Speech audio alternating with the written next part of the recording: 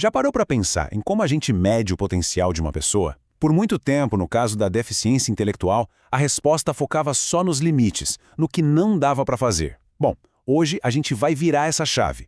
Vamos deixar os rótulos de lado e olhar para um futuro construído com apoios, um futuro cheio de possibilidades. Bora mergulhar nessa transformação? Para começar, vamos refletir sobre essa pergunta. Como é que a gente mede o potencial de alguém? Historicamente, a resposta para pessoas com deficiência intelectual era focada no que elas não conseguiam fazer. Mas, e se a gente mudasse a pergunta? E se a pergunta fosse do que essa pessoa precisa para ter sucesso? É exatamente essa mudança de olhar que a gente vai entender hoje. E olha, essa mudança de perspectiva não aconteceu da noite para o dia. Foi uma verdadeira jornada. Então, vamos começar pela primeira parte. Como a gente saiu de um sistema que só dava rótulos para chegar num paradigma totalmente novo, focado em apoios. Essa linha do tempo aqui conta uma história e tanto. Lá em 1908, um diagnóstico era praticamente uma sentença. Incurável. Mas olha só a evolução. Em 1961, a conversa já mudou um pouco. Vai para o funcionamento presente, o que a pessoa consegue fazer hoje. Mas o ponto da virada mesmo foi em 92, quando apareceu a palavra-chave apoios. E tudo isso levou a 2010, quando o foco se expandiu de vez, para além de um número de QI, para entender como a pessoa realmente funciona no mundo. E o que esse slide mostra é o resumo perfeito dessa virada. Pensa assim, o modelo antigo era como se a gente olhasse para o muro e só medisse a altura dele, focando no obstáculo. Já o novo modelo, ele não quer saber só o tamanho do muro. Ele quer construir uma escada. Ele pergunta, que tipo de escada, que tipo de apoio essa pessoa precisa para passar por cima desse muro? A gente sai de um diagnóstico parado no tempo para um plano de ação que gera movimento. Tá, mas como é que esse novo modelo funciona na prática? Isso leva a gente direto para a nossa segunda parte, medindo o que importa. Vamos para o conceito principal, apoios. E é super importante entender que apoio é muito mais que uma simples ajuda. São os recursos, as estratégias, as ferramentas que abrem caminho para o desenvolvimento, para a educação, para o bem-estar, enfim, que melhoram a vida da pessoa. É ter a ferramenta certa para cada situação, seja na escola, em casa ou na comunidade. O outro pilar é o comportamento adaptativo. O nome pode parecer complicado, mas a ideia é simples. São as habilidades que todo mundo usa para tocar a vida no dia a dia. Pensa nas habilidades conceituais, tipo usar dinheiro, entender as horas, nas sociais, como fazer amigos, seguir regras, e nas práticas, como se cuidar, ter segurança. É sobre a vida como ela é.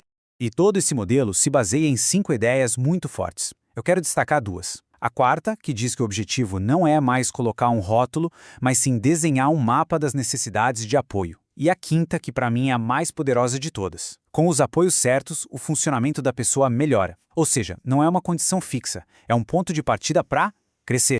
Ok, a filosofia por trás disso é incrível, mas como é que a gente coloca em prática? É aí que entram as escalas CIS. Elas são a ferramenta que transforma essa teoria toda em ação. Vamos ver como.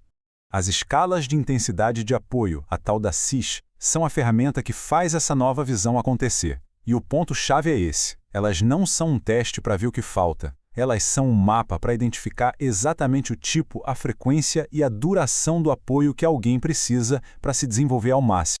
No caso dos adultos, a CISA olha a vida de um jeito bem completo. Não são só tarefas básicas, não. Ela vai desde a rotina em casa e na comunidade, até o trabalho, a saúde e, algo muito importante, a capacidade da pessoa se posicionar e defender seus próprios direitos. É uma visão 360 graus da vida adulta. Já para crianças e adolescentes, a CISC foca bastante no universo da escola. E o legal é que não é só sobre nota. A escala quer saber como a criança participa na aula, como interage com os colegas e, o que é fundamental, como ela aprende a ter sua própria voz, o que a gente chama de autoadvocacia. E aqui está o pulo do gato dessa escala. Para cada atividade, ela não pergunta só precisa de ajuda, ela vai a fundo. Que tipo de ajuda? É só uma dica verbal ou precisa de ajuda física? Com que frequência? É de vez em quando ou toda hora? E por quanto tempo? Essas 3 perguntas criam um retrato super detalhado e muito útil das necessidades da pessoa. Beleza. Com todos esses dados super detalhados na mão, o que a gente faz? Aí a gente chega no coração de todo o processo, o plano centrado na pessoa.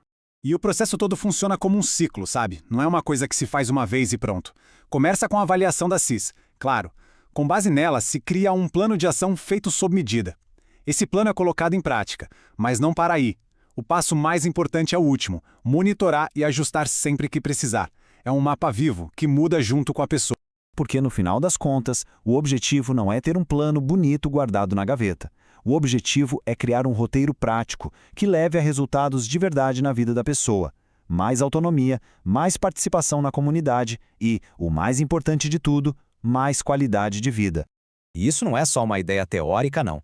É uma abordagem que já funciona em 18 países e que passou por todo um processo cuidadoso de adaptação para a nossa realidade aqui no Brasil. Isso só mostra que essa mudança de foco de rótulos para apoios funciona em qualquer lugar, porque ela foca no que é universal, o potencial de cada ser humano. Bom, e tudo isso que a gente conversou nos traz para a nossa parte final, que talvez seja o ponto mais importante de todos. O novo e grande desafio que isso tudo coloca para a área da educação. Essa imagem aqui ela resume perfeitamente a ideia. O potencial de uma pessoa não é uma coisa isolada, é o centro de uma rede. E quanto mais forte, quanto mais bem construída for essa rede de apoios em volta dela, mais longe essa pessoa consegue chegar. E aqui a gente chega num chamado para ação que veio direto da nossa fonte de pesquisa. O grande desafio para os profissionais de educação é exatamente este: abandonar aquela cultura antiga de classificar e rotular. A missão agora é abraçar de vez o paradigma de apoios, usar essa nova visão para inovar e criar as melhores práticas em sala de aula. E para fechar, eu queria deixar essa reflexão no ar. Se a gente parar de medir só as limitações e começar a mapear o que a pessoa precisa de apoio, será que a gente está só mudando um jeito de avaliar? Ou será que ao mudar a nossa régua, a gente muda fundamentalmente o tamanho daquilo que a gente acredita que é possível?